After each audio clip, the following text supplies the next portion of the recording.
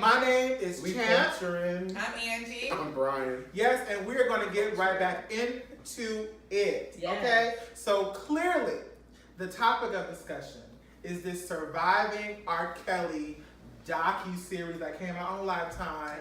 It's literally what everybody is talking about. So before we get into what we're going to talk about, let's just kind of catch them up on what has transpired. Right. And do you want to go? Because it's a lot. It's a lot. First of all, it's a lot. First of all, R. Kelly taken to jail. Under the jail. He's been calling himself the Pied Piper of music for a very long time. And now we know why. He has been telling people in his music that age ain't nothing but a number. All he wants to do is ain't nothing wrong with a little bump and grind. Right. He filling on little girls' booties. He's been saying this in his music, but ain't nobody care because they've been saying that the music is so good. Thank you. But now we find out that he has this cult and it's legit, and people are having to track down their children and snatch them out of hotel rooms and trying to bust down windows and doors in Chicago to try and get their kids back. It's a mess. It's a mess. A horror. Hold on. She going in. She already on one. It is scarier than anything Jordan Peele could ever come up with. Okay. I mean, it is terrifying. Those girls need to get out. They need- Okay. In the the docu-series is called Surviving R. Kelly. It's terrible. And it's people that have previously worked for him, like his old assistant, some of his old artists like Sparkle, and obviously the alleged victims, and the parents of the alleged victims giving their testimony of their experience with R. Kelly. Right. How he preys on young girls. He hangs out at malls in his old high school to lure these girls to him. McDonald's. He pretty much gives the impression that he's looking for talent. Right. And so he gives these girls the impression, and the parents the impression, that he's going to, help them become a star, help them hone their craft, and help them in the industry. And then he somehow convinces the girl and their family to allow her to move in with him while still underage. Right. And it pretty much turns into him using them for sex. So these girls say that they're assigned to rooms. Yeah. They pee and take boo-boos in buckets. They're monitored on video cameras. He instructs them on how to please him. Yeah. They're like robots. They can't eat when they want to. They can't look at people. They have to stay in their room. If they want to get out of their room, they have to. Exactly. I wish I would. And then, so what happens is he pretty much trains these girls to be like his sex toys at a young age, so that when they turn 18, he cuts them off from their families. Right. He changes their cell phone numbers so the parents can't get to them, and the parents can't take legal action because the girls are of age and they can make their own decisions. Right. And so a lot of these girls have been with him for 2, 3, 4, 5 years, and they come to like an epiphany and have gotten out of the situation. And so this whole docuseries is just revealing pretty much what we've have always known. Right. But have kind of shunned off to the side. And it's really disturbing. Probably one of the most disturbing parts was that there were so many adults, and his manager and his brother was in the jail and he was acting out. Yeah. But he had his brother should stay in the jail. Yeah, he could stay in jail. Please. What he was saying was I know why you're in jail, so you can stay there. Yeah. But his managers, his friends, a lot of the people that work for him, helped him getting these underage girls. Yeah. His manager was the one that helped get Aaliyah a new, birth certificate and social security, forged it so that it said she was 18. Which her family is denying, but we are not. You can't deny when it says that the marriage certificate is there and they falsified that she was 18 when she was actually 15. Thank you.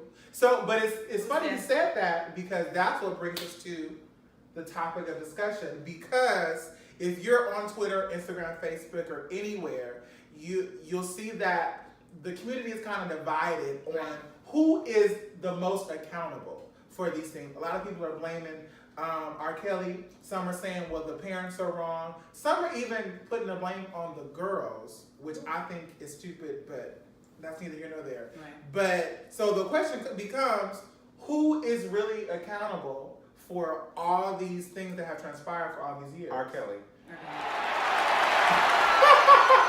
I mean, he is or was a big superstar. Mm-hmm. And there are many young women who, like, their dreams and desires, like, I want to sing. I'm an entertainer, I have what it takes. So R. Kelly has written all these hits, and he's coming to you, and he's like, I can make you a star. Right. Why wouldn't I believe you? You have a record label backing you up, you have a whole team that's backing you up, you have the money to make me a star. I believe in myself, so I'm gonna go with you. I'm gonna let you groom me into a star. So when these girls are 14, 15, 16, 17, it's like, okay, like all my dreams can come true. I'm gonna be a Disney Channel star. You know, Yeah. I mean, like, this is what I Literally. dream of. The next This is what the world is like wants. They want the fame, and I can get it. And R. Kelly's right here. Yes, I'm going to listen to everything that he has to say because I'm going to believe that it's wisdom. Right. Like, my mind isn't even at that point that he's going to do anything. I'm just going to be a star because I want that so bad. And he preys on the fact that these young girls want that. Right. He's a pedophile.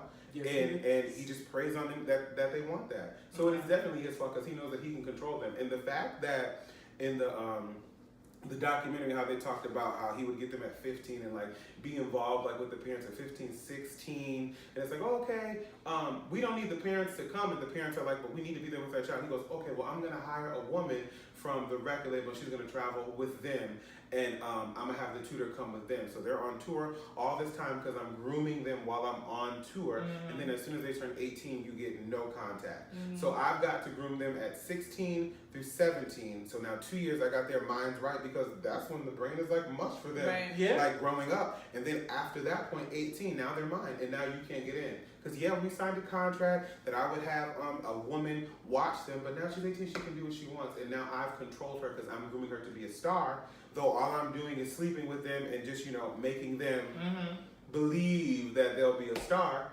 But now I have them, and there's nothing you can do. You can't call. You don't know where we're at. I'm traveling the world. I have a sex code in Florida. I have one in Atlanta. I have one in Chicago. I know the police in Chicago, and I can just do what I want. Yeah. So it's R. Kelly's fault, and not only R. Kelly, but R. Kelly and his team, Right. because he was at the high schools looking for girls. Yeah, you have McDonald's looking for, but it's his team who says, Mr. Kelly wants to speak to you, and passes them to the number. Right.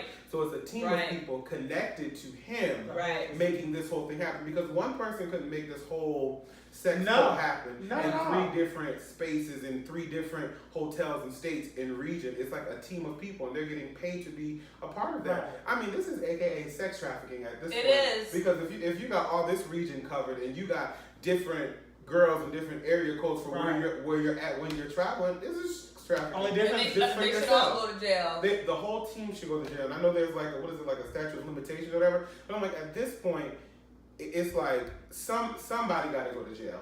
All these women are out here abused and brainwashed and hurt like forever. Yeah. And everybody's just walking around like, oh, I knew at the time it was bad and yada yada yada. Now y'all mean this now. You got to do your time because you were an adult. And you weren't brainwashed. And the check couldn't be that good because if it was your daughter, your cousin, your anything, you would never want that to happen. These girls are literally in rooms pissing and pooping in buckets and waiting, and you gotta stomp on the floor. So it's like, hey, can I come down to get something to eat? Down to his wife doing that? Yes. And y'all whole team just watches and nobody says anything. With a whole wife. With a whole With wife. a whole wife. He's A doing whole these wife. things. For 13 years, they were married. Got 3 children. What you think, Angie?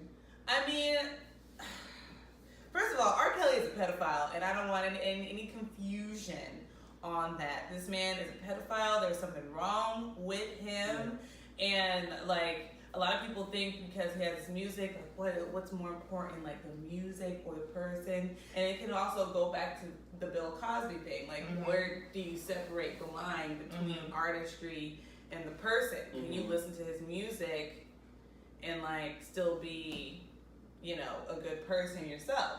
Quite frankly, to me, you don't need to be listening to R. Kelly no more. You know what I'm saying? To me, It's canceled. it's canceled. Cancel. We're no longer stepping in the name of love. You better step in the name of Jesus. That's the only name. There's no greater Step in name. the name of justice. Okay. Look. Well, you better step in some other name because that is that's not it. It won't be. It won't be in the love that he thinks is love. You can't separate the artist from the music because the music is about what he's doing. He's about being a pedophile. And that's the thing, because now they're saying like there's like a boost in like the streams of his music, and so a lot of 22%. Right. But I think that a lot of people have been like going back to re-listen to like try to catch like, is this song about a girl? Like, is this song about some shady stuff? So I think that's why there's been like a boost. There is a song on I think it's his first album where he literally mentions Aaliyah's name. Yeah, Aaliyah has it. And they talk about that. I forget the song. I forget what she has. It's like I'll Take You Down or something like that. I forgot what it's called. But you don't have to buy his music. You can go on YouTube. You can go Google whatever and do that. But you don't have to like buy his music and give his estate more money because if you stream it, you are like adding. I think that's the easy way for people to do it. But yeah, I think you should definitely go on YouTube. And I think some people. I know some people are still listening to it and they get unfriended, but some people are still listening to it just because it's like, oh, I've seen the documentary, but I remember this is good music. Let me get back to this music. Right. Just listening to R.Kelly because he still got the clubs back. Well, okay. Look, you want to know who needs to be held accountable? Everybody. Everybody. You go to jail. You go to jail. You go to jail. Everybody. Look. Everybody needs to go to jail. I don't even care about the people who are on the docu-series giving their testimony and they feel remorseful. It's like, at the end of the day, you still played a part in his mental health issue, if you want to call it that. Like, everybody has to go to jail. The parents, y'all are naive for like trusting this man so much and ignoring these red flags. And then on top of that, what I feel, outside of R.Kelly, I feel like this docuseries has revealed a lot about us as a community. Right. And how we categorize sexual predatory behavior. Because I feel like a lot of families have instances where, behavior like this is dismissed. Right. You know what I mean? Your daughter says that, your mama's boyfriend touched her like this, and she just like, oh no, dismisses it because you don't want to be alone. Right. Because, he's the breadwinner and you don't know how you're going to get by financially if you let him go out of your life. So you'll let this man continue to assault your child, whether it's a boy or a girl, because you're afraid how you're going to have to adjust to him not being in your life. Or, people who have uncles, who touch little boys. Like, it's like, and you just dismiss it. You don't talk about it. You like let it go. And so now it's like this has been happening. We probably have a lot of friends back in the day who were talking to older men. Oh, absolutely. Like I have a friend, when I was in the 10th grade, we were 16 and she was talking to a 26-year-old. Right. And he was hanging around the school. He had like a green Benz. Sorry to take your business, girl. but it's true. It's true. But it's normal. It seems like it's normal behavior, but it's not normal behavior. Right. And that just shows how we dismiss these things in the community. Right. And so when things like this happen, there are people who don't think it's as bad because you see it every day. Right. Or because you're doing it yourself. Right. You know what I mean? There are probably girls out there that still support R.Kelly because she's probably still with the older gentleman that got her when she was 16. Right. He probably got baby daddy. Right. Who knows? But then want to be in the comments and slut shame these girls. Okay. And want to be like, oh, they little fast little thing. They little fast little girl. You was probably fast yourself. Look. Okay? You was probably, But I think that's where, like, they're probably, like, the same person. So if I call you fast, can't nobody call me. I'm not complaining about what happened to me or who touched me or I was 16 and I was dating, this type, of person or whatever. But I think it also does go back to, like, the parents. Right. And not that I'm blaming the parents for it happening, but it's, like, how we raise, like, our children. Like, what are we, like, instilling in them? Like, talking about sex. Right. Talking about, like, what, like, molestation is. Like, if somebody's touching you or whatever, when you feel, like, uncomfortable and, like, at the point of you feel like you're ready to actually start having sex. Right. Because if the parents start talking about that earlier, things will click, building up self-esteem. When something happens and some man says, oh, you're so beautiful, I can make you a star. Yeah, my dad said I was going to be a star, and he always told me I'm beautiful. What else you got? Right. Oh, A few things on that. Exactly. R. Kelly, a lot of the girls came from broken homes. So I think that there was one couple, or there's two parent couples or whatever that were on the show that were talking about their daughters, and they had both a mom and a dad that were talking about it. But a lot of the girls, like the one who was doing the threesome with the young woman who was in the videotape, she was in foster care. And she had like her grandmother or her aunt. Okay. Yeah, well, she was on Breakfast Club. She's on a little tour right now, but she was in foster care, and she didn't really have anyone there to really answer to, so she was gone. And she was saying that a lot of the girls came from a broken home. They came from a single parent household. They came from their mom was working 3 jobs and never at the house, and they could really do what they wanted to do. You know what I'm saying? And so he took advantage of a lot of those young girls, and I think that the ones that where the parents were in the young ladies' lives, those women were very much so, they wanted their daughter to be a star. You know what I'm saying? And they, like there was one family who they were at a R. Kelly concert, and he took her up on stage, and you gonna let your, teenage daughter go up on stage with R. Kelly when he's humping and pumping these, you know what I'm saying? Right. And so I feel like everybody was just getting caught up in this is R. Kelly. They even said that, oh yeah, we saw the tape, but we didn't really think that would happen to my child. Yes, it would. Exactly. Yes, it would. Like, this man has literally shown time and time again. And how many stars has R. Kelly made? Okay, so why are you letting this man take your daughter? Like, I need to know. I can't think of one. Right. You know what I'm saying? I can't think of one. Right. K. Michelle had an interview on her thing on TV One, and she wouldn't talk about what R. Kelly did to her, but she said, I'm not going to speak on R. Kelly, but everything I learned it from him. I was with him for a bit. Right. Even but she didn't want to say what had happened. Even Dame Dash, like when he went and did an interview about the docu-series, because he was in a relationship with Aaliyah around the time of her death. Like, they were together for a year before she passed away. Right. And so he said that Aaliyah, she couldn't even talk about her experience with him. Right. And he said all Aaliyah would say was he was a bad person. Yeah. And all she would say, but to explore like the details of it, he knew that at some point she would have to get therapy, but of course her untimely death happened. But just him thinking about that, he said that she could not talk about it because it was so, haunting for her. Right. You know what I mean? So I think that's just interesting. Yeah. But and even, sorry, to go back to the parents, it's very interesting to, when you think about parents that maybe grow up or they're from like the inner city, or they don't come from a lot of wealth.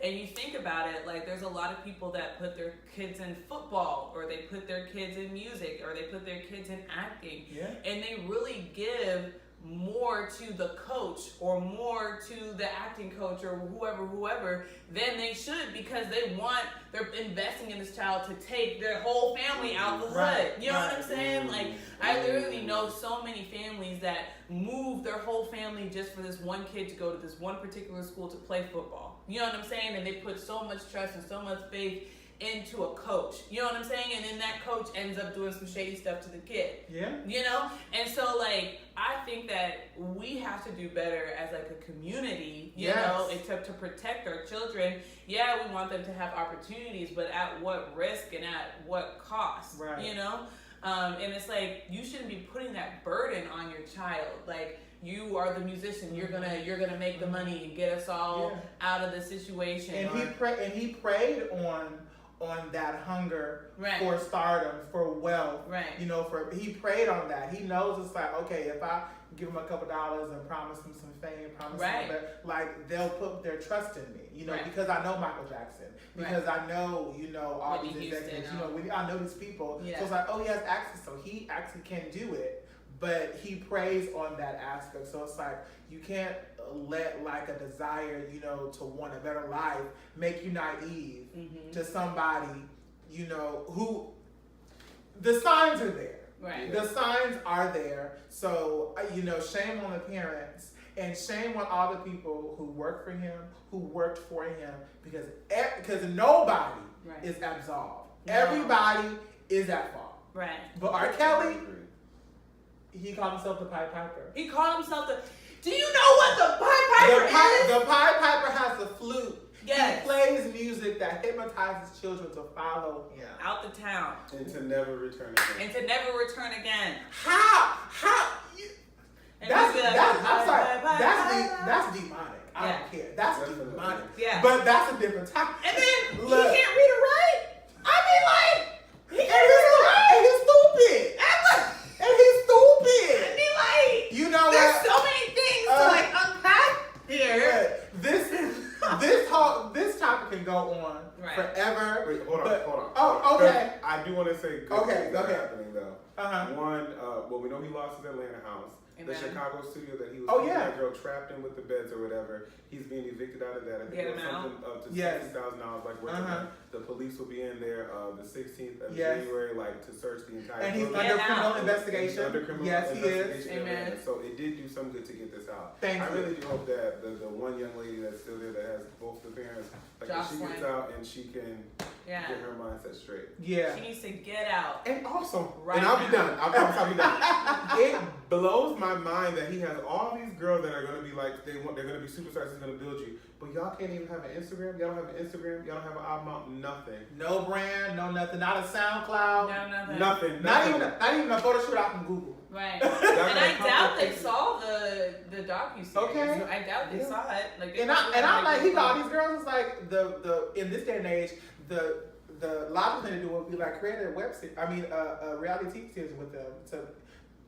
But anyways, And then- if he was a good person, that would be a logical thing. But he's not, obviously. But yeah. I have a quick.